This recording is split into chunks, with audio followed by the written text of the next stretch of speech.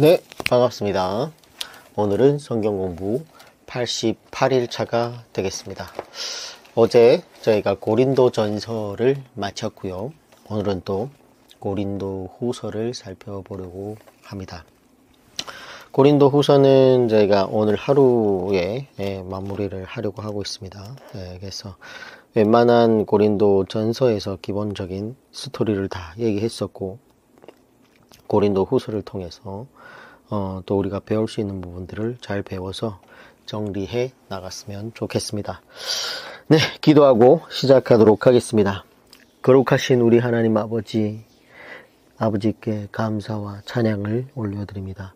주께서 지난밤도 저에게 단잠을 허락하여 주시고 새 생명을 허락해 주시고 오늘도 아버지의 말씀에 배울 수 있는 쉴만한 물가로 인도해 주심에 감사드립니다.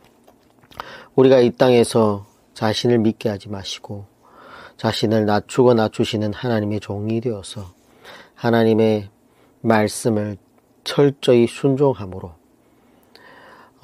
정말 진리의 말씀을 잘 배워서 무엇보다 진리의 말씀이 맞다고 하는 것에 순종하고 아니라고 하는 것에 과감히 잘라버리는 저희들이 되게 인도하여 주시옵소서. 그리하여 천국에서 큰 자가 되는 참된 복을 누릴 수 있도록 부족한 저희를 은혜와 진리로 이끌어 주시옵소서. 오늘도 하나님의 말씀 고린도후서를 잘 배울 수 있도록 우리의 심령을 깨끗하게 하여 주시옵고 무엇보다 보는 눈과 듣는 귀와 깨닫는 마음으로 인도하여 주시옵소서. 끝까지 함께하여 주시옵고 살아계신 예수님 이름 받들어 감사하며 기도드립니다. 아멘. 네, 고린도후서 또 새로운 책이죠. 네, 새로운 책은 또 7하 원칙으로부터 살펴보도록 하겠습니다. 기록 시기는 AD 55년에서 56년경에 기록된 걸로 보고 있습니다. 기록 장소는 에베소에서 기록되었고요. 기록한 자는 바울이 기록하고 디도가 전달했습니다. 대상자는 바울을 중상하고 있는 고린도 교회 성도들을 대상하고 있고요. 중요한 내용은 회개한 성도들과 회개치 아니하는 성도들을 향한 내용이 기록되었습니다. 기록 방법은 감정적인 서간 문체로 기록되어 있어요. 기록 목적은 거짓 사도들과 괴훌의 역군들을 척결하기 위함이 되겠습니다. 고린도 후서는 바울이 마케도니아에서 디도를 만나서 고린도 교회의 사정을 보고받은 후 그 자리에서 쓴 편지였습니다. 고린도 후서는 제1부, 고린도 후서 1장에서 9장까지가 1부고 제2부는 10장부터 13장까지 되어 있습니다. 그래서 1부에서는 위로의 말씀을 기록하고 있죠. 이 내용은 디도의 봉사로 인해서 회개하고 순종했던 고린도 교회를 향한 말씀입니다. 반면에 2부에서는 아직도 완전히 회개하지 않았거나 거짓 사도들의 사주를 받고 있는 어떤 사람들을 향한 단호한 말씀이 기록되어 있죠. 고린도 후서 1부가 고린도 후서 1장 1절에서부터 9장 15절까지의 편지 내용을 읽어보면 바울의 감정이 벌써 한결 부드러워졌다는 것을 느낄 수 있습니다. 그래서 디도의 사역을 통해 고린도 교회의 문제들이 거의 해결되었기 때문이었다는 것을 알 수 있죠. 여기서 우리는 디도의 실력을 또 어느 정도 어렴풋이 느낄 수 있겠죠. 처음에 바울이 디모데를 고린도 교회에 보냈지만 문제가 해결되지 않았어요? 해결되지 못하고 돌아왔어요. 근데 이번에 디도를 보낸 것이 참 다행이었던 거예요. 디도는 고린도 교회에 문제를 일으키는 사람을 찾아 철저히 처리를 한 것 같습니다. 언제나 그랬듯이 큰 문제 같아도 깊이 살펴보면 한두 사람이나 몇 사람이 문제를 일으킨 경우가 대부분이에요. 바울은 디도를 보냈고 디도가 일을 잘 처리했고 그리고 디도의 보고를 받고 지난번 격한 편지를 써보내고 근심하고 후회를 했지만 지금은 근심도 후회도 하지 않는다고 하면서 서로 마음을 넓히자는 권면의 말씀과 위로의 말씀과 전에 약속했던 헌금을 작정했던 대로 실천하자고 부탁하고 있습니다. 그러나 고린도 후서 2부인 고린도 후서 10장 1절부터 13장 10절은 다시 분위기가 험악해지는 것을 볼 수 있어요.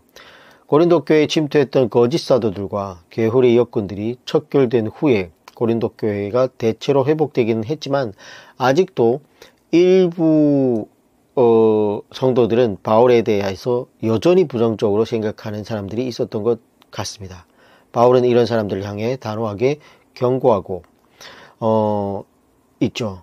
여기에서 바울은 자기 변명이나 자기 자랑이라도 기탄만 없이 하고 있습니다.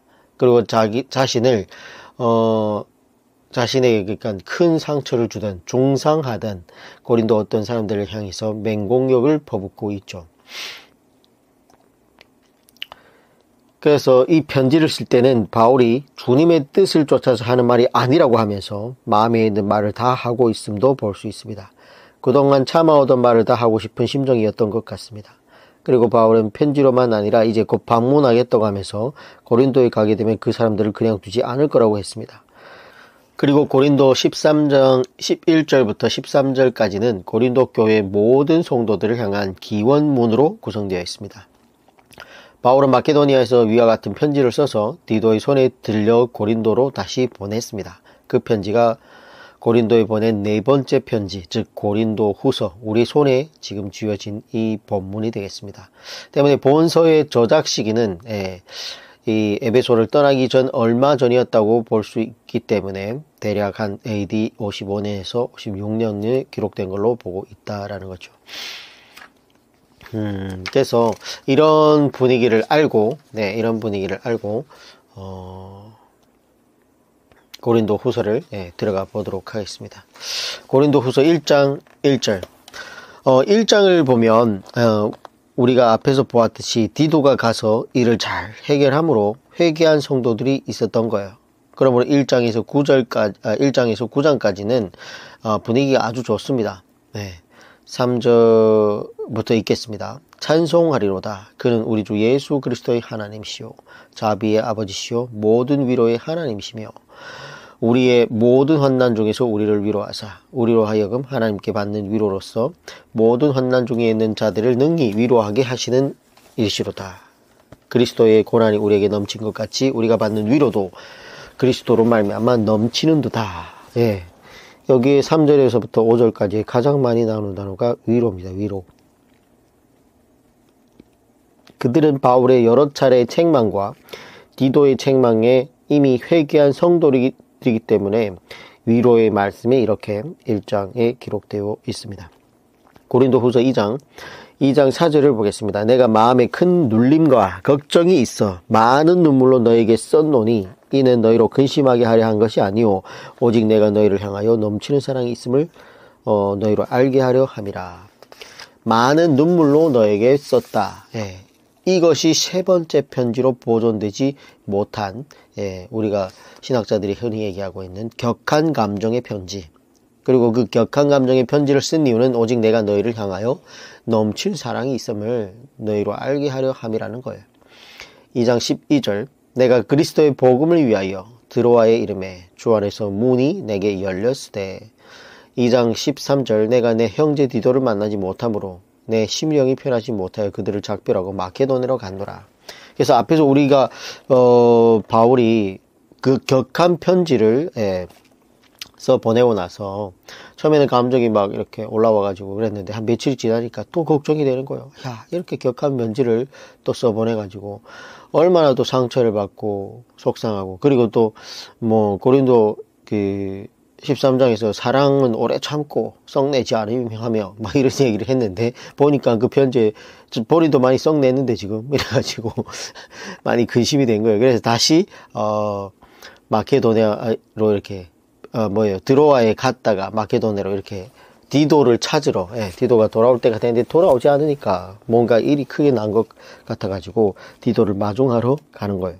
그래서 드로아에 갔다가 디도를 만나지 못하니까 그곳에 주 안에서 문이 열렸다는 거예요. 전도의 문이 열렸다는 거예요. 근데 마음이 변하지 못하니까 집회를 못하고 그냥 빨리 얼른 내가 디도를 만나러 가야 된다 하면서 이렇게 마케도냐로 갔다라는 얘기를 여기에 이렇게 기록하고 있습니다. 그래서 마게도에 갔을 때 거기서 디도를 만나고 그에게서 보고를 받을 수 있었던 거죠. 자, 14절부터 보면 바울이 향기에 취합니다. 14, 16절 같이 볼게요. 항상 우리를 그리스도 안에서 이기게 하시고 우리로 말미암아 각 처에서 그리스도를 아는 냄새를 나타내시는 하나님께 감사하노라. 우리는 구원받은 자들에게나 망하는 자들에게나 하나님 앞에서 그리스도의 향기니 이 사람에게는 사망으로부터 사망에 이르는 냄새요 저 사람에게는 생명으로부터 생명에 이르는 냄새라. 누가 이 일을 감당하리요. 우리는 수많은 사람들처럼 하나님의 말씀을 혼잡하게 하지 아니하고 곧 순전한 사람으로 하나님께 받은 것 같이 하나님 앞에서 그리스도의 안에서 말하노라. 하나님의 말씀을 혼잡하게 하지 아니하고, 하나님의 말씀을 혼잡하게 하면 돼요, 안 돼요? 안 돼요. 자꾸만 자기 생각을 붙이면 안 돼요. 예. 성경 말 이외에는 자꾸만 무슨 예화 같은 걸 붙여가지고, 예. 하나님 말씀도 지금 전하기 시간이 부족한데 온갖 세상 철학, 철학자들의 얘기, 예, 이런 것들을 누룩을 너무 많이 타는 건 안 좋다라는 겁니다. 그래서 바울은 뭐예요? 하나님께 받은 것 같이 하나님 앞에서와 그리스도 안에서 단순하고 깨끗하고 명확하게 정직하게 그렇게 하나님의 말씀을 전하고 있다라는 거예요. 근데 바울의 습관 중에 하나는 어떤 이야기를 하다가 어떤 단어가 나오면 그 단어를 붙잡고 한없이 딴 데로 가버리는 그런 게 있어요. 그러다가 내가 지금 어디까지 얘기를 했지? 왜 여기까지 왔지? 하면서 다시 돌아가는 경우들을 바울 서신 여러 곳에서 볼 수 있는데, 특별히 어떤 경지에 이른 자들이 이런 설교법을 좀 많이 쓰는 것 같아요.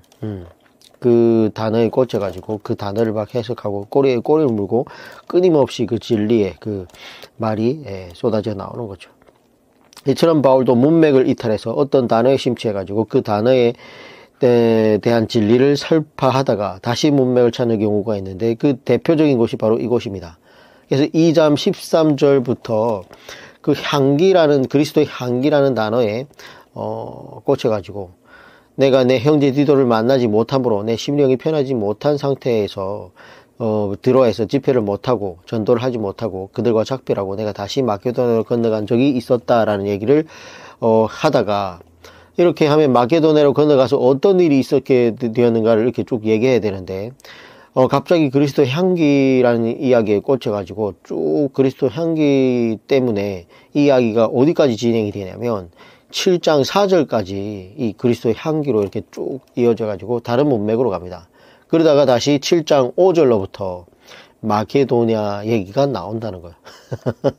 그래서 이 7장 5절부터 보겠습니다. 마게도냐에 가서 어떤 일이 있었는지.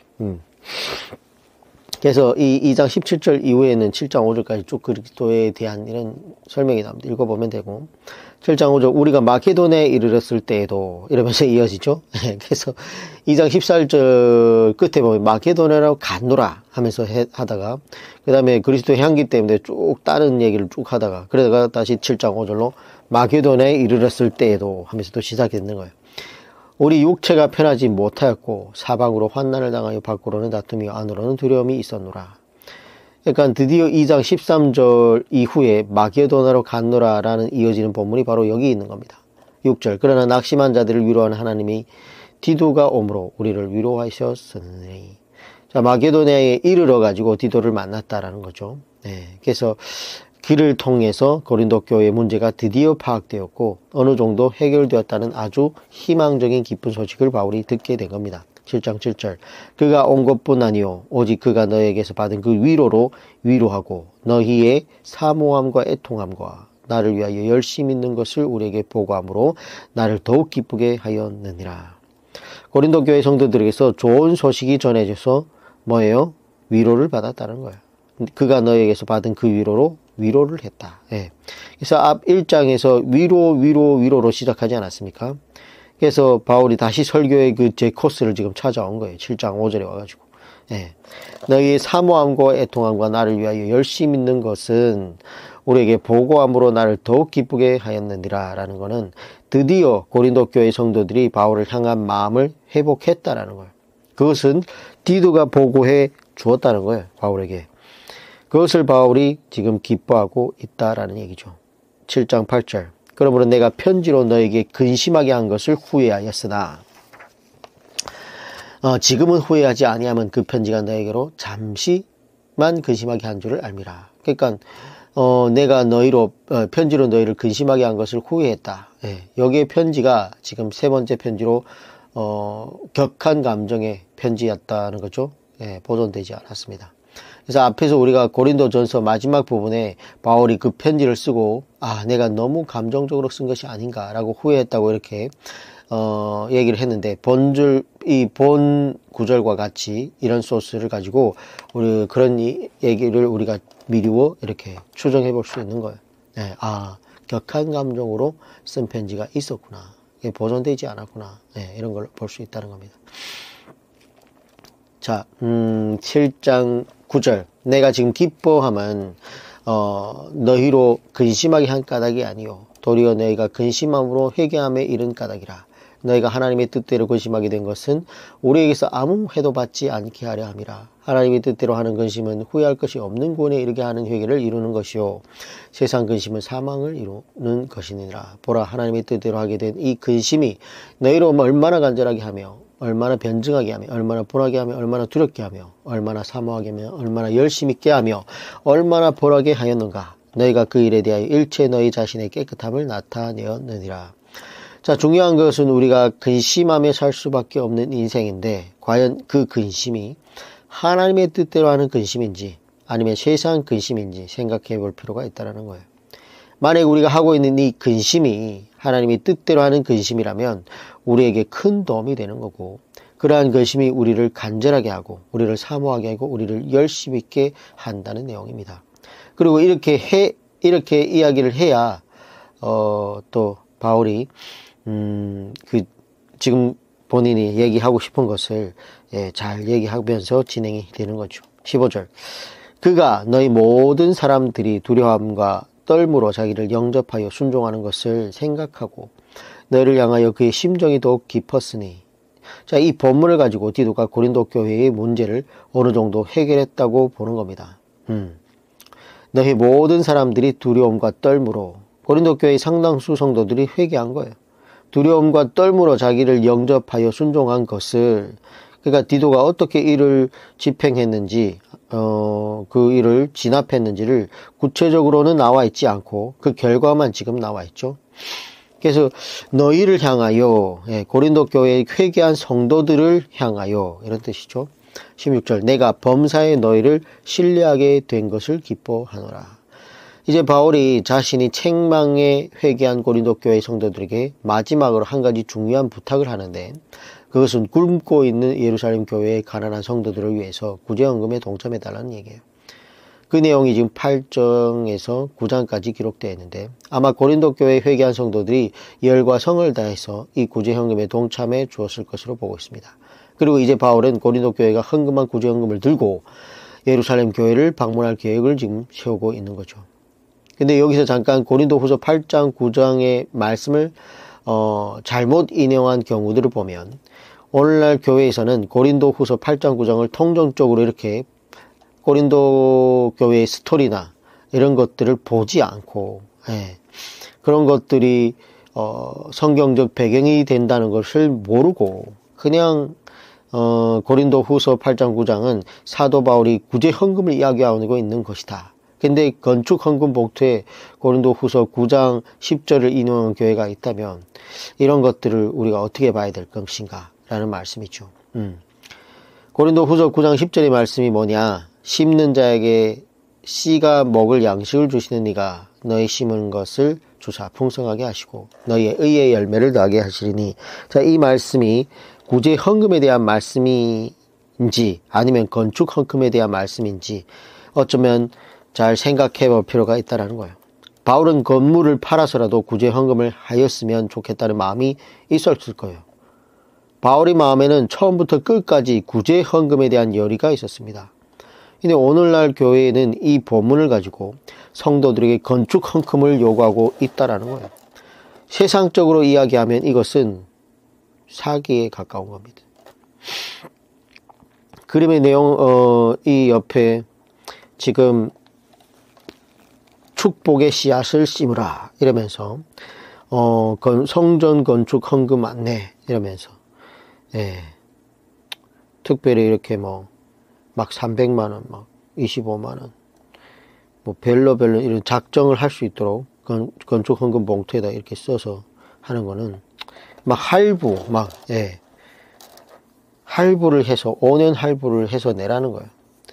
그리고 그 내용을 몇 가지 좀 더 보면 예, 너무 안타까운 일들이 있는데 믿음으로 드려야 됩니다. 예, 자동차 한 대 값을 드리면 어떨까요? 예, 자녀들의 등록금을 미리 미래를 향한 마음으로 드리면 어떨까요? 예, 그동안 11조를 못하신 분들은 이번 기회에 11조에 해당하는 금액을 작정해 드리면 어떨까요? 예, 이런 식으로 유인하고 있다는 거예요. 젊은이들은 매일 식사 후에 마시는 브랜드 커피 한 잔을 절약해서 드리면 어떨까요? 이러면서 예, 그래서 하루에 5,000원씩 30일 해가지고 한 달에 15만원씩 예, 작정을 예, 뭐 3년을 해라 5년을 해라 뭐 이런 식으로 그냥 뭐 성도들에게서 그냥 돈을 짜내기 위한 마케팅적으로 예, 유혹하고 있는 부분들이 너무 많다는 거예요. 이렇게 상세하게 건축 헌금을 이야기하면서 축복의 씨앗을 심으라고 하면서 인용한 본문이 바로 이 고린도후서 9장 10절이라는 거예요. 이런 현상에 대해서 어떻게 보아야 되는지, 정말 좋은 게 좋은 거라고 넘어가야 되는지, 정상적인 믿음이 있다면 의분이 일어나야 됩니다. 예. 하나님 교회를 지금 어떻게 지금 이렇게 막 용납할 수 없는 잘못된 종교 행위죠. 이런 거는. 이 부분은 구제 헌금을 하면 그것이 복의 씨앗이 될 것이고 하나님께서 너희를 넉넉하게 해가지고 주실 것이라는 말씀으로 이해하는 것이 정확한 해석이 됩니다. 구제를 해라라는 거예요. 그리고 그래서 이런 것 잘 정리해야 되는데 교회가 몰라서 그랬다면 그것도 참 목회자들이 잘못하는 건데 알면서 그랬다고 하면 그건 정말 사악하지 않습니까? 네. 교회라 하기 어렵습니다. 자, 그리고 10장에서 13장까지 2부인데 여전히 거짓 사도들의 편에 서서 회개하지 않고 있는 교만한 성도들에 대한 책망의 말씀이 이어지고 있습니다. 그래서 10장, 13장은 매우 격렬하고 매우 강한 책망조로 그리고 매우 안타까운 심정으로 사도 바울이 이야기하고 있습니다. 근데 번역 중에 가장 어려운 번역이 뭐냐면 그것은 사람의 감정을 번역하는 것이 가장 어려운 번역이에요. 우리가 뭐 외국어를 잘한다고 해도 아무리 잘해도 문학작품을 써가지고 그 나라 사람들에게 감동을 시킨다는 것은 거의 뭐 불가능할 정도로 좀 어려운 일이죠. 아무리 영어를 잘해도 영어로 문학작품을 써가지고 영어권 사람들에게 그렇게 할 수 있겠습니까? 그래가지고 우리의 성경 저자에게도 늘 감사한 마음이 있어야 됩니다. 아마 이 성경을 번역하는 사람들이 이런 부분에 있어서는 정말 애를 먹었을 거예요. 정말 이 번역하는 자들에게 감사하는 마음이 있어야 돼요. 전에 저희 구역 모임 사람들하고 저희가 양화진에 다녀왔었는데 거기 가면 번역했던 그 선교사들의 기록이 쭉 되어 있습니다. 참 그때 양화진에 갔다 와가지고 성경책이 왜 그리 귀하게 느껴지든지 그날 밤엔 정말 성경책을 꼭 끌어안고 잘 정도로 너무 감사한 마음이 들었던 것 같습니다. 저도 지금 중국어로 번역하고 있는 부분이 있는데 쉽지 않아요. 정말 쉽지 않아요. 이게 지식이 그래도 요즘에는 인터넷이 잘 되어 있어가지고 팝하고나 AI 같은 거를 이용해가지고 먼저 초문을 컴퓨터에 의지해서 번역을 하고 그리고 그 컴퓨터가 번역을 한다고 하지만 어순이 안 맞는 경우가 너무 많거든요. 그래서 그거의 토대로 또 다시 번역을 한단 말이에요. 순서 바꾸고 뭐 말이 맞게끔 이렇게 만드는데 그럼에도 불구하고 쉽지 않아요. 마태복음 설교집을 제가 번역을 하면서 거의 하루에 2시간, 4시간씩 집중적으로 했던 게 거의 한 2달 동안 꼬박 너무 쉽지 않았던 것 같아요. 근데 제가 지금 누가복음, 마가복음을 지금 또 번역을 해야 되는데 아직 손을 못 대고 있습니다. 지금 설교 파일은 지금 받은 지가 꽤 되는데, 지금 이 또 성경 공부를 준비를 하고 이러다 보니까, 일단 여기에 집중을 하고, 3월 28일 날 이 성경 공부가 모두 끝나면, 그 다음 주간부터 지금 다시 마가복음, 누가복음 설교집을 중국어로, 4본을 해야 되는데, 그것 때문에 지금 또 고민이 많습니다. 예. 또 번역을 잘못하면 어떤 큰 어려움이 있다는 걸 알기 때문에 참 부담도 되고 쉽지 않습니다. 얘도 또 누군가는 해야 되는 일이기 때문에 거룩한 부담감을 안고 지금 계속 마음속에 생각을 하고 있는데, 왜냐하면 요즘에는 이웃 나라, 가까운 나라, 차이 나는 나라 그 나라에서 선교사들이 들어가기 힘듭니다. 그리고 뭘 전한다는 게 쉽지 않아요. 바로바로 잡혀버리니까. 그래서 책이라도 나가야 되지 않나, 번역본이라도 나가야 되지 않겠냐라는 것 때문에 제가 지금 번역을 하고 있습니다. 그래서 저를 또 성경을 가르치는 제 스승 선생님하고 또 같이 함께 이 번역 사역을 하고 있는데 쉽지 않은 것 같습니다. 그래서 참 우리 성경이 이토록 우리에게 번역이 됐다는 것만 해도 정말 수많은 번역하는 사람들의 그 뼈를 깎는 노력이 있지 않고서는 이렇게 나올 수가 없다. 정말 사람의 감정 부분에까지 번역을 하는 것이 쉽지 않는데 이런 부분이 있다는 거예요. 그럼에도 불구하고 또 번역이 오류가 있다는 것이 참 아쉽기는 하지만, 개정의 고린도 후서 10장에서 13장까지 번역은 이런 면에서는 상당히 문제가 많습니다. 우리가 가지고 있는 성경은 원본이 아니고 번역본이죠. 그러므로 이런 부분은 다른 번역본을 좀 참고할 필요가 있다라는 거예요. 그래서 현대의 성경을 읽어보면 상당히 도움이 됩니다. 그래서 그 성경의 의역서이기 때문에 그런 것들이 참 읽어볼 필요가 있는 거죠. 그러나 직역이 정경적인 가치가 또 있는 거예요. 그래서 우리가 이런 직역을 또 살펴보는 거기도 하고. 자, 이제 고린도 후서 제일 끝으로 한번 살펴보도록 하겠습니다. 이렇게 디도를 통해서 고린도 후서를 고린도 교회에 보낸 바울은 다시 에베소로 돌아옵니다. 그 이유는 아직 에베소 사역을 마무리하지 않았기 때문이죠. 그러므로 마게도냐에서 디도를 고린도로 보내고 다시 에베소로 돌아와서 3년간의 사역을 마무리하고 다시 마게도냐를 지나서 다시 고린도 교회를 방문하게 된 겁니다. 고린도 후서 13장 1절을 보면. 그래서 다시 말하면 디도가 고린도 후서를 가지고 가서 설교하고 일을 잘 마무리하고 있었을 때에 바울이 고린도 교회를 방문하게 되는데, 사도행전을 보면 이때 3개월간을 머물게 됩니다. 그렇게 3개월간 머물면서 바울이 한두 가지 사역이 있었는데, 첫째는 로마서를 기록하게 되어 로마 교회에 보내게 되고, 둘째는 고린도 교회 문제를 완전히 척결하게 됩니다. 그동안 디도가 어느 정도 해결했지만 바울이 완전히 해결하게 되는 거죠. 그리고 그것에서 로마서를 기록하는데, 로마서 1장 11절을 보면 다음과 같아요. 내가 너희 보기를 간절히 원하는 것은 어떤 신령한 은사를 너에게 나누어 주사 너희를 견고하게 하려 함이니. 바울이 로마 성도들에게 무엇을 나누어 주고 싶다고 했는가? 고린도전서 11장에 보았던 단어, 은사이죠. 은사. 사도 바울은 신령한 은사를 나눠주고 싶다고 하면서 로마서를 진행해 나가는데, 그러면서 그 은사가 어디에 나오는가 하면 로마서 12장에 나오죠.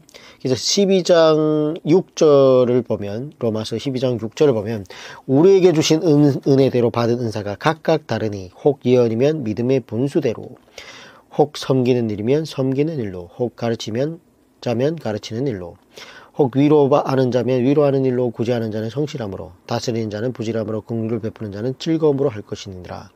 여기까지가 바울이 로마서에 등장하는 7가지 은사입니다. 근데 은사 목록에 방언이 빠져 있다는 거예요. 그리고 이후의 성경에는 방언에 대한 이야기가 일절 나오지 않습니다. 물론 성경이 우리에게 제시하는 소스는 제한적이고 그 제한적인 소스를 가지고 우리가 추론할 수밖에 없지만, 이러한 것을 통해서 큰 흐름을 어느 정도 분명하게 짐작할 수 있다라는 거예요. 만약에 방언의 은사가 정말로 중요한 은사라면 고린도 교회에 가가지고 3개월간 머물러 있으면서 그 이후에 기록된 로마서에서는 반드시 나와야 되는 은사야 되겠죠. 근데 오늘날 로마서에는 기록되어 있지 않다는 것을 이렇게 볼 수 있습니다. 그래서 바울이 생각하기를 이 큰 흐름은 중요하지 않다는 거예요. 이 부분이. 예. 가보니까 사탄의 괴율이었고 거짓 선지자들이 거짓 사도들이 하는 얘기였다라는 겁니다. 그래서 오늘날 교회의 성도들이 목을 메고 있는 것처럼 하고 있는 그 방언의 은사, 정말 그렇게 중요한 은사라는 것을 이런 것들만 봐도 분명하지 않은지 살펴봐야 된다는 거예요. 그리고 방언보다 더 중요한 것이 있다는 것이 분명하지 않습니까? 그렇다면 오늘 우리 교회의 에너지와 성도들의 신앙의 행위의 방향이 어디로 집중되어야 되는지를 더욱더 명확하지 않습니까? 신령한 은사, 지금 여기 로마서에 나오는 이런 위로하는 자, 구제하는 일에 힘써야 되고, 섬기는 일에 힘써야 되고, 가르치는 데 힘을 써야 된다는 거예요. 이런 은사에 너희가 알아야 된다라는 거죠. 자, 그래서 고린도 교회에 나타났던 문제들을 다시 한번 정리를 해보면, 고린도 교회에 들려오는 소식을 고린도 교회 스토리를 쭉 보면 어떻게 들었느냐. 바울이 에베소에 와서 선교 사역을 시작한 지 오래되지 않아서 근로의 지편으로 고린도 교회 소식을 듣게 되었죠. 바울은 서둘러서 고린도 교회에 편지를 써서 보냈죠. 그 편지는 잘 보존되지 않았지만 흔적을 볼 수 있죠. 고린도전서 5장 9절에 그 편지에 대해 언급하고 있었기 때문에, 그 구절에 내가 너희에 쓴 것에, 자, 이렇게 과거형으로 되어 있기 때문에 이를 두고 고린도 학자들은 고린도 전전서라는 말로 이렇게 구별해서 말하고 있습니다. 두 번째는 아볼로가 고린도 교회에 사임했죠. 그래가지고 바울한테 왔기 때문에 바울이 고린도 교회의 일을 두고 염려하고 있을 때 아볼로가 고린도 교회를 사임하고 에베소에 있는 바울에게 왔다는 거예요. 아볼로의 보고를 받았지만 고린도 교회 사정은 온전히 그래도 알 수 없었습니다. 고린도 교회 집사들이 에베소로 왔죠. 아볼로가 에베소에 있는 바울에게 온 지 며칠이 되지 않아서 다시 고린도 교회에서 스데바나, 브드나도, 아가이고가 고린도 교회의 중진 인물들이 아볼로를 고린도로 모시고 가려고 다시 에베소로 왔다라는 거예요. 그래서 고린도 교회가 바울에게 보낸 편지도 있었죠. 고린도 전서 7장 1절을 보면. 근데 그 편지도 보존이 안 됐다라는 거예요. 그러나 바울이 이렇게 여러 경로를 통해서 들어봐도 이해할 수 없었던 부분이 있었다는 거예요. 고린도 교회가 어리고 미숙한 건 사실이지만 그 짧은 기간 동안에 이렇게 여러 가지 문제들을 동시다발로 드러난 것은 납득할 수 없었다라는 거죠.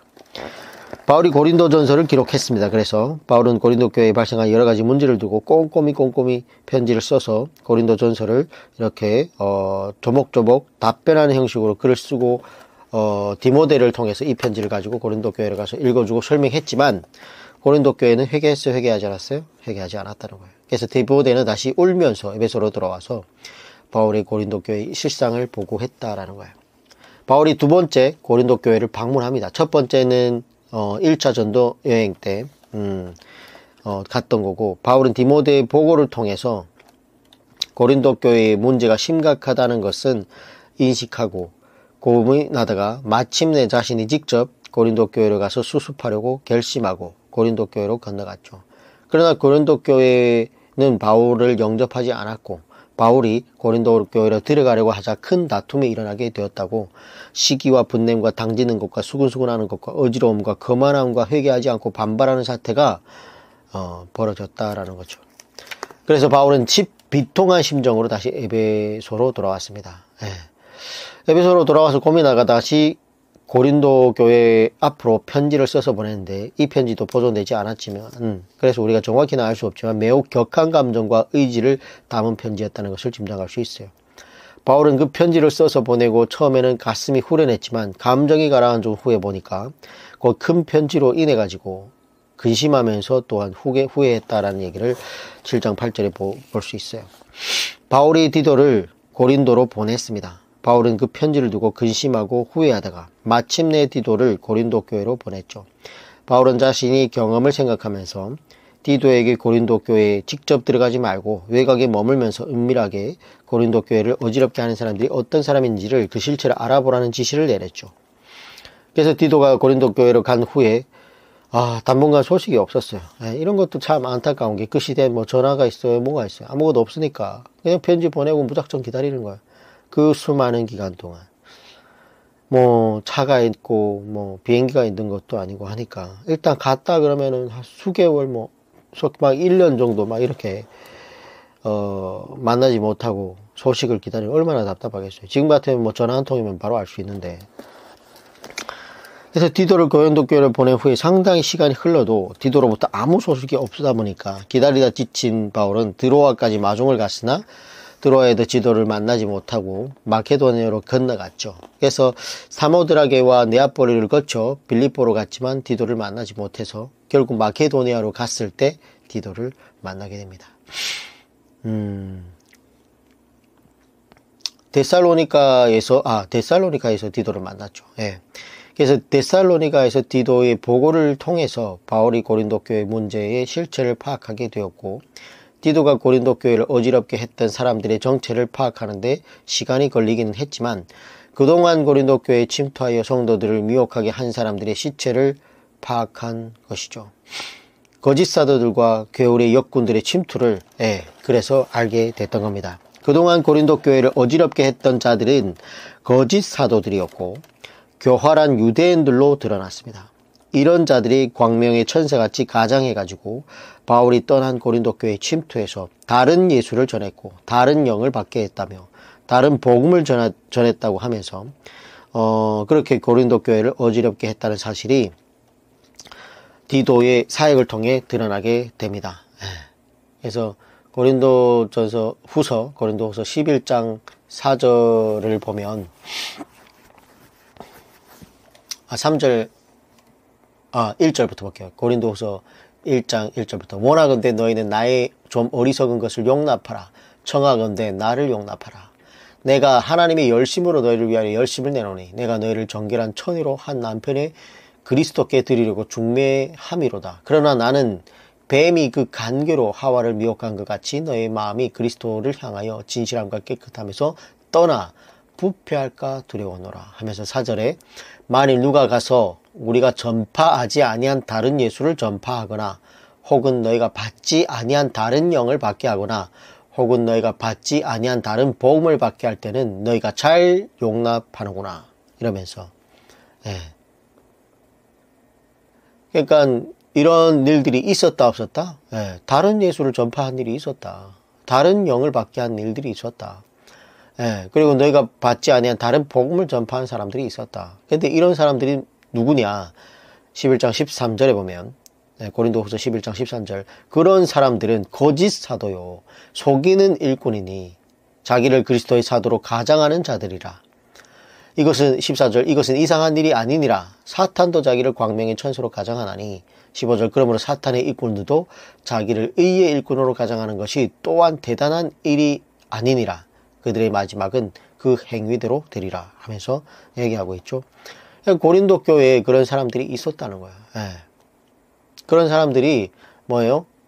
신령파였고 방언파였고 뭐예요?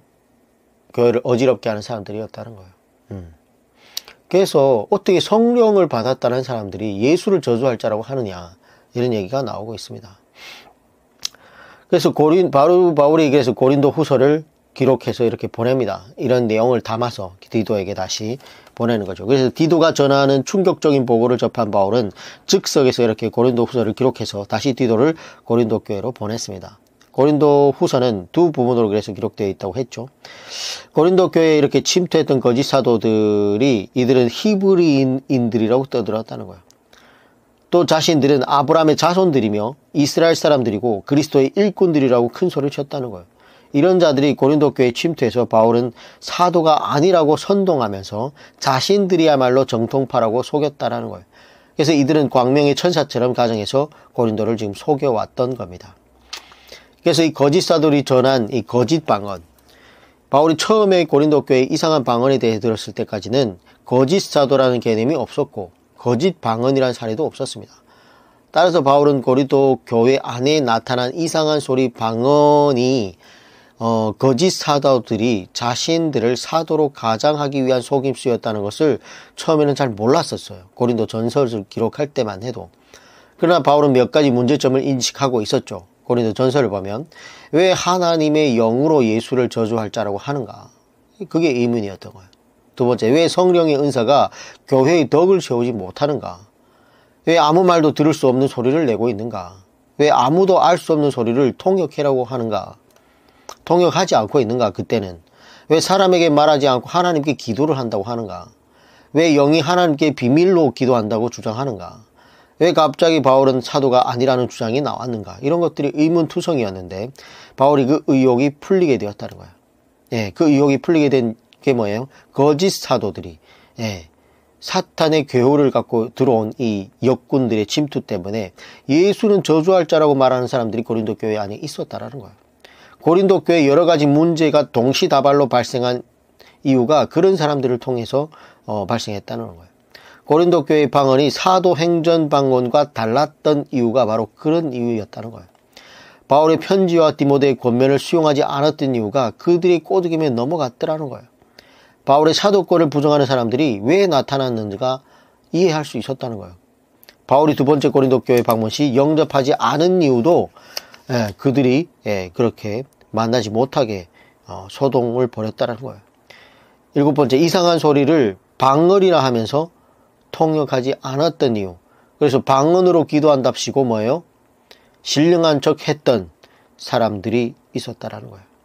예수는 저주할 자라 하는 말은 아무나 할 수 있는 말이 아니에요. 이런 말은 나무에 달린 자마다 저주 아래 있는 자라 하는 신명기 21장 23절의 말을 인용해서 하고 있는 건데, 이런 말씀을 알고 있는 사람만이 입에 담을 수 있는 특이한 사람들이었대요. 따라서 그런 말은 누가 할 수 있다? 유대인들이 아니면 할 수 없는 말이었어요. 그래서 이 모든 사실은 바울이 디도를 보내서 고린도 교회 외곽에 머물면서 고린도 교회를 어지럽히는 사람들이 정체를 잘 파악하면서 드러나게 됐던 거죠. 그래서 모든 문제를 해결하는 실마리를 찾게 된 겁니다. 그래서 디도가 들어가서 이 사람들을 딱 척결을 하니까 고린도 교회의 문제가 아무도 금방 해결이 될 수 있었던 거죠. 자, 그래서 바울은 에베소로 다시 돌아옵니다. 바울이 마케도냐에서 디도를 만나 고린도 교회 사정을 들은 후에 즉석에서 고린도 후서를 기록해서 디도를 다시 고린도 교회를 보낸 후 아시아로 다시 돌아와서 에베소 사역을 끝내고 드로와 사모드라게, 네아폴리, 빌립보, 데살로니가를 지나 고린도 교회로 다시 갑니다. 그래서 거기 가서 3개월을 머물게 됩니다. 그래서 고린도에서 거짓 사도들이 거짓 방언 문제를 완전히 척결하고 거기서 로마서를 기록하게 되는 거죠. 바울은 로마서 1장 11절에서 로마에 가서 무슨 신령한 은사를 나눠주고 싶다고 했냐면, 아까 우리가 봤던 12장 6절에서 8절 나오는 은사의 목록을 쭉 보면 방언의 은사를 제외시키고 있는 모습을 보고 있습니다. 그래서 고린도 교회의 거짓 방언 이후에 고린도 교회의 방언이 거짓 사도들이 전한 거짓 방언으로 드러나게 되는 거죠. 그 이후로는 방언과 같은 표정이나 은사는 다시 나타나지 않았습니다. 성경 어디에도 기록이 없어요. 자, 그래서 방언의 역사를 이제 쭉 살펴볼 텐데, 이 교회의 역사 가운데도, 정통 기독교 역사 가운데는 방언이 없었다는 것이 정론입니다. 4세기에 콘스탄티노플의 감독이었던 성격 주석학자 요한 크리소스톰은 방언은 이미 그쳤고 더 이상 일어나지 않는다라고 가르치고 있었고, 5세기의 어거스틴도 방언은 초기 표적이었고 사도들의 시대에 이미 사라졌다라고 가르쳤습니다. 16세기 종교개혁 이후에도 그 신학자들도 표적과 은사가 사도 시대와 함께 끝났다라고 가르쳤어요. 그리고 존 칼빈도 방언은 초기 시대에 이미 중지되었다라고 가르쳤습니다. 이미 정통 기독교 역사 안에서 방언은 교회사 가운데 없었다는 것이 정론입니다. 그러나 이단에서는 간혹 나타났다는 기록이 있어요. 2세기 몬타누스파 이단에서 방언이 터진 적이 있었는데, 역사가였던 유세비우스는 몬타누스파는 귀신 들린 사람들이라고 이렇게 정의할 정도로 몬사누스파는 은사주의에 치우친 귀신 들린 사람들이라고 이렇게 기록되어 있습니다. 그리고 19세기에 몰명교 성전 봉헌식 때에 집단 방언이 터졌다는 기록이 있습니다. 예, 역사에. 그 다음에는 20세기에 들어서면서 정통 기독교에는 없었던 것들이 이단 가운데는 간혹 이렇게 나타났던 것들인데 그런 것들이 지금 들어오게 된 거예요. 그러니까 20세기까지는 방언이 사라지고 없었다는 것인데 이게 기독교 역사 가운데 있는 정론이에요. 근데 갑자기 언제부터 방언이 등장했는가? 20세기 초에 오순절파에서 방언이 시작됐습니다. 그리고 국내에는 1960년대 오순절 교단을 통해서 본격적으로 이렇게 확산이 되는데, 물론 이전에 감리고 이용도 목사의 방언 같은 것이 있었으나 영향력은 별로 없었어요. 그러다가 한국교회의 방언이 본격적으로 확산된 것은 1960년대 오순절 교단이 확산되면서부터 확산이 됐던 거죠. 그들은 초기에는 정통교회로부터 이단시 여김을 받았어요. 그리고 교리와 교회 역사를 공부했던 꼬장꼬장한 어른 목사님들로부터 이런 것들을 전혀 인정하지 않았습니다. 근데 한국교회가 이 방언을 지금 용납하기 시작한 거예요. 한국교회는 참 아름다운 전통이 있죠. 한국교회 선교의 시작점을 1884년 언더우드나 아펜젤러 선교사님이 내한으로 생각하는 사람들이 상당히 많은데, 그러나 역사를 조금 더 공부해보면 사실은 언더우드와 아펜젤러가 내한을 하였을 때는 이미 조선 땅에 믿는 사람들이 있었다는 거예요. 자, 그것은 바로 1882년, 즉 언더우드가 들어오기 전에 존 로스 목사님이 존 록스 성경을 번역을 해서 한국으로 갖고 들어온 거죠.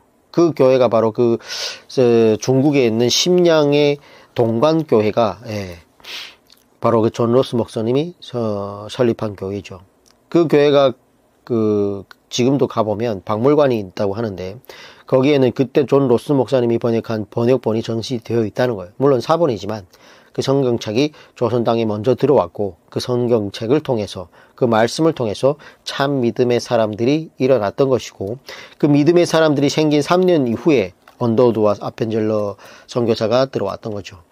이처럼 성경을 통해서 말씀을 통해서 처음 뿌리를 내린 이 아름다운 한국교회의 전통을 갖고 있음에도 불구하고 오늘날 한국교회는 너무나 수많은 이방 문화들, 교회에 있어서는 안 되는 종교 행위들, 사악한 것들이 침투했음을 볼 수 있습니다.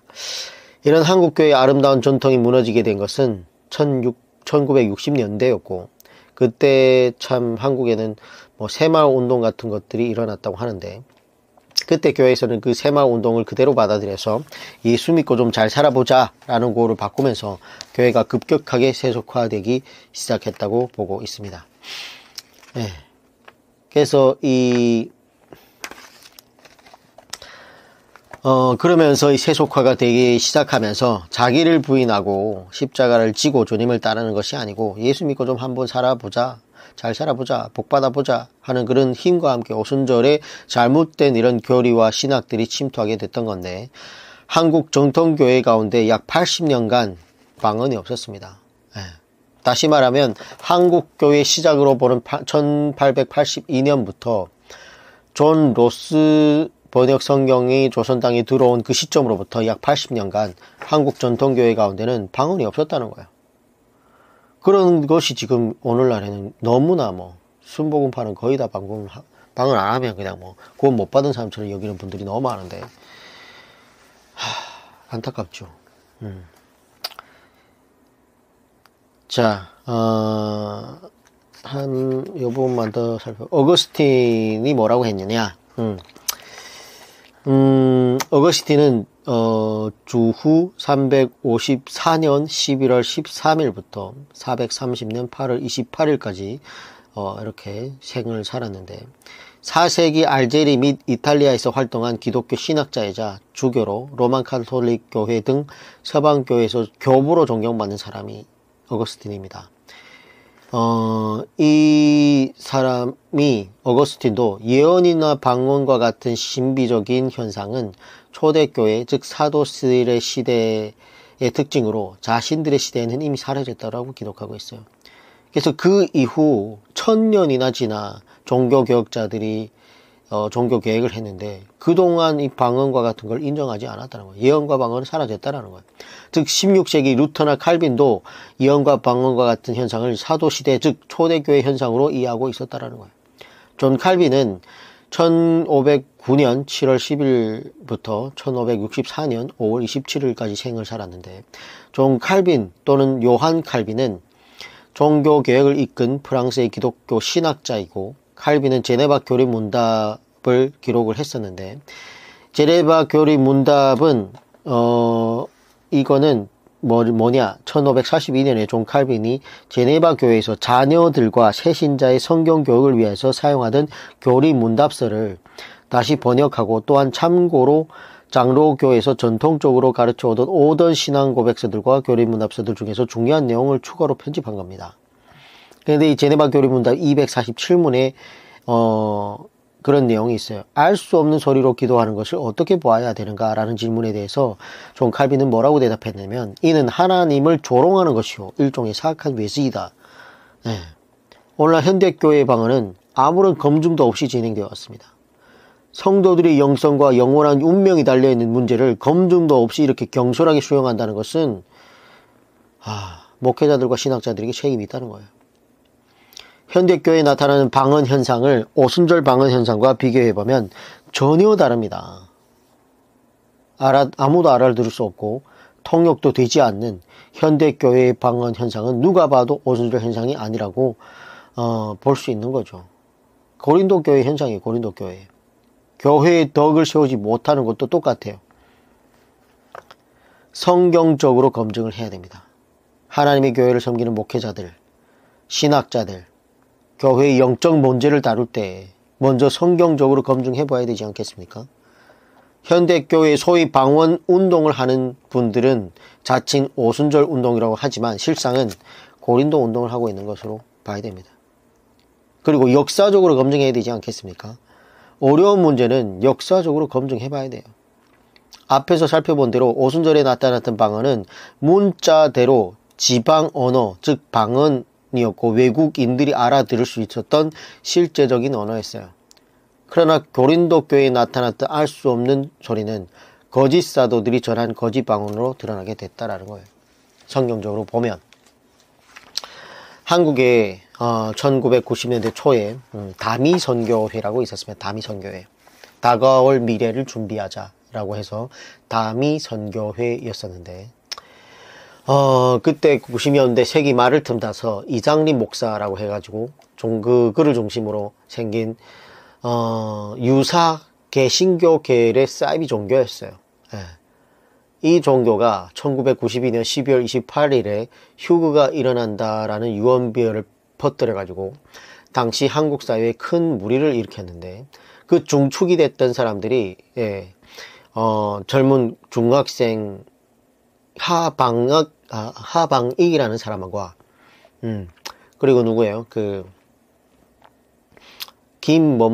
김머식이라는 여자 중학생입니다. 다. 막 방언하고 예언하고 이렇게 하면서 1992년 10월 28일 날 예수님이 재림한다 그래가지고 어마어마한 소동이 일어났었어요.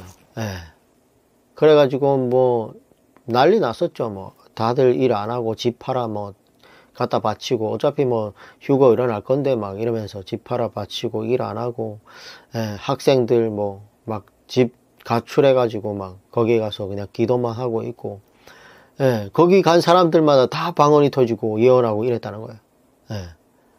그런데 1992년 10월 28일 날 휴거 일어났어요. 이 부분은 MBC PD 수첩뿐만 아니라 요즘 뭐 나오고 있는 꼬리에 꼬리를 문다 뭐 꼬꼬무 이런 것들이 이런 뭐 매체에서 수많이 다뤘습니다. 근데 그런 것들 봐도 그때 현상에 나와 있던 그 방언이랑 지금 현대교회 방언이 다른 게 있습니까? 다르다는 증거를 갖다 밀어봐요. 똑같아요.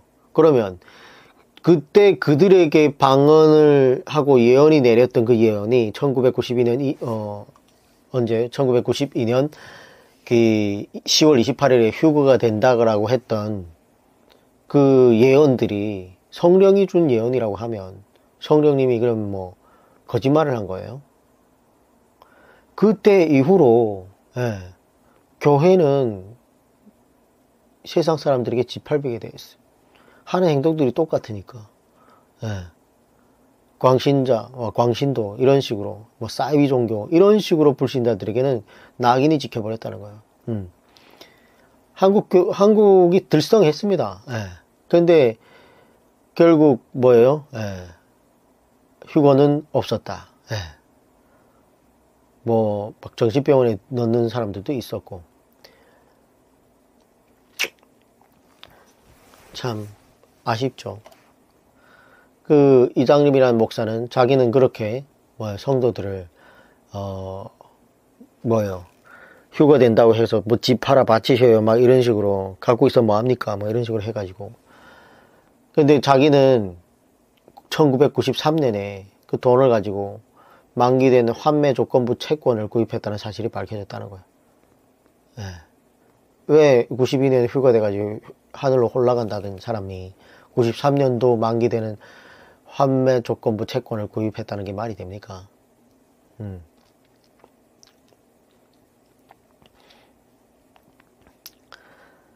그래서 고등학생이었던 하방익, 그리고 여자 또 있는데, 이름이 생각이 안 나네. 그래서 뉴스 앵커들의 멘트가 그래서 휴거는 일어나지 않았다. 조선일보 사회면 기사 첫 구절은 휴거는 없었다.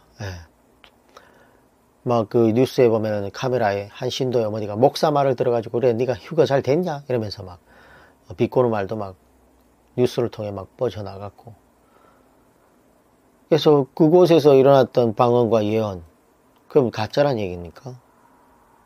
가짜지 않겠습니까? 가짜 거짓말로 드러났잖아요. 그럼 오늘날 교회에서 나오고 있는 방언과 예언 똑같은 거 아니냐는 거죠. 다르다는 증거 있냐고요.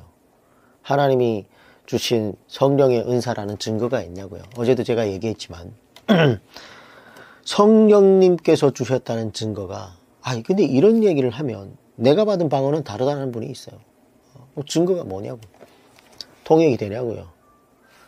그런 것들이 참 아쉽죠. 자 그래서 성경을 잘 봐야 돼요. 성경을 그냥 앞뒤 문맥을 따지지 않고 역사적 배경을 따지지 않고 문법적 해석을 하지 않고 신학적 해석을 하지 않고는 자기 뜻대로 해석하다가는 너무 어렵습니다. 제가 자료를 올릴 텐데 성경이 아니라고 하면 내려놓을 마음이 있어야 돼요.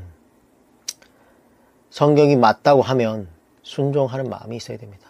우리가 어떻게든 성경이 잣대가 되고 그 외에는 뭐가 잣대가 되겠습니까? 자신의 체험, 신비한 체험, 사탄도 자신을 광명의 천사로 가정할 수 있다고 하지 않습니까? 체험 중요하지 않습니다. 성경이 절대적입니다. 그래서 모르겠어요. 성경을 같이 공부하는 사람들 중에 방언을 하신 분들이 있는지 없는지 모르겠지만 아닌 건 아니라 정확히 말할 수 있어야 됩니다. 성경이 아니라고 하면. 그래서 자료들을 올릴 텐데 한번 잘 보시고 검증을 잘 해보시길 바라겠습니다. 정말 무거운 얘기지만 그래도 하나님이 아니라고 하면 얘기를 해야 되겠죠. 그래서 참 고린도 전후서는 쉽지 않은 부분입니다. 오늘날 교회에서 너무나 많은 일들이 벌어져 있고 목회자들도 자신의 욕심 때문에 왜냐하면 지금 이 상황에서 아니라고 분명히 성경이 아니라고 적혀져 있는데도 아니라고 얘기 못하는 비양심적인 목회자들이 너무 많다는 거예요. 왜냐? 본인이 그렇게 가르쳤는데 자기를 부인할 준비가 안 돼 있는 거야. 그럼 지금까지 가르쳤던 게 다 잘 거짓이란 말인가요? 우리 목회자 도대체 뭐 하는 사람이야? 이런 식으로 돼버리면 자기도 설 자리가 없기 때문에 그게 두려워서 지금 얘기 못하는 사람들. 대형교회에 그렇게 많이 모아놓은 사람들이 다 떠날 것 같으니까 얘기 못하는 사람들이 많다니까요. 무엇보다 성경이 정확합니다. 성경으로 돌아가야 되겠습니다. 그래서 이번 주 한 주간 또 성경 공부를 이렇게 마쳤고 다음 주부터 또, 네, 갈라디아서로 이렇게 가도록 하겠습니다. 네, 갈라디아서, 고린도 후서 끝에 갈라디아서로가 적어놓고, 다음 주에 뵙도록 하겠습니다.